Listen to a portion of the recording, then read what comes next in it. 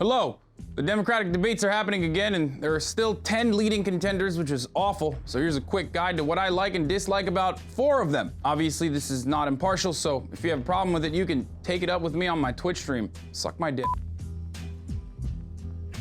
Joe Biden is at the top here with 30 points, and I honestly have no idea how he maintains this number. Either they exclusively are polling 65-year-olds, or Americans literally just don't care. Just this past week, he brought back old reefer madness era fears about weed being a gateway drug as a reason why he won't legalize it. It's still understandable considering Joe Biden's brain is no longer capable of crafting new memories. Joe Biden has also had a long, gaffe-filled career of consistently being on the wrong side of history, but when he's actually effective in legislation, it's usually doing things like writing the precursory bill that became the Patriot Act, or the crime control bill that greatly increased our prison population. But he was anointed as Obama's best friend, so I guess that's enough to help him sit on top of the polls. Oh, also, his brain's not doing too good. He's saying that it was President, my boss.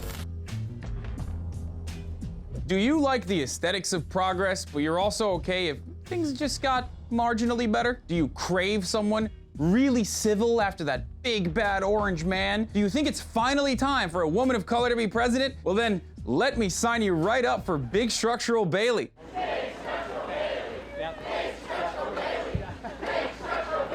Now, to be fair, Elizabeth Warren is a bulldog and was able to create the CFPB, and I'd even go so far as to say she's better at criticizing her peers in the Democratic Party than Bernie Sanders is. She's also a good politician in general, and her solutions sound great on paper, but she focuses too much on means-tested technocratic solutions. Also, her gripe with the US military isn't that it's an expensive, gigantic, death-dealing, regime-changing jobs program working at the behest of multinationals looking to extract natural resources from the third world, but that its carbon footprint is too damn high. Yeah, that's what I'm worried about. We need more green bombs. I like Elizabeth Warren and rate her the second most progressive candidate in the field, and she's no Bernie, but she is a good enough compromise candidate for me, if all else fails, considering she's way more progressive than all of the other top candidates.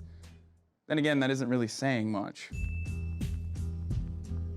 You might not have noticed this, but I kind of like Bernie, even though he is old and had a heart attack. His greatest moments in debates are when he's actually going off on the Democratic establishment and the media, which he should be doing more frequently, but unfortunately he doesn't, because he's too damn soft. Having said all this, he's been on the right side of history throughout his 40 years in public service. He's been fighting for all American workers since day one. Black lives, gay rights, women's rights, and everything else the media has tried to claim he doesn't care about. He has the moral conviction I truly admire and look for in a political leader. But the thing that separates him from everyone else is his willingness to expose the inherent contradictions in our economic and political organization, and the fact that he will be an organizer-in-chief. If you actually want even the most modest of social democratic reforms like universal health care that European nations take for granted, you're gonna need to put public pressure on both parties, and Bernie is the only candidate who will do this. He will be the organizer-in-chief we need to fight against entrenched power in American politics and rebuild an infrastructure for everyday Americans to engage in collective action through unions and the like, and through grassroots pressure. Also, the media absolutely hates him and will look for the most unique ways of not covering him or covering him negatively. So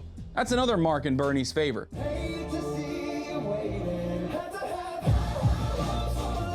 This song is just stuck in my head now. It's the worst. Do you want a president who's been thinking about what the most politically correct answer would be to every question he may be asked on the debate stage since he was 12? Then Pete's your guy. Hailed as white gay Obama by the largely white media class, Pete Buttigieg is the ideal candidate manufactured by mainstream media. He was basically crafted in some Center for American Progress lab to be the most charismatic centrist who will appeal to the college-educated white libs who live in Iowa and no one else. His support among the African-American community is hilariously low, and for good reason. Like when his campaign just couldn't get endorsements from prominent black leaders, so they just made them up. Pete originally rose to prominence with some very progressive ideas like being young, abolishing the Electoral College, and adding seats to the Supreme Court, but then after he started diligently raising money from billionaires and super PACs, he quickly hit the center as hard as he could and began talking about how impossible it is to pass Medicare for all. So we should try the same thing Obama failed to do 12 years ago with what he calls Medicare for all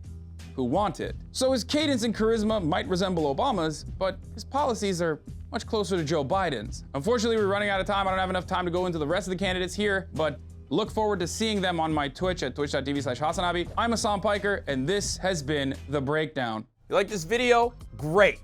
Never miss another breakdown video by hitting the subscribe button below, and also ring the bell to get notified whenever we publish a new one.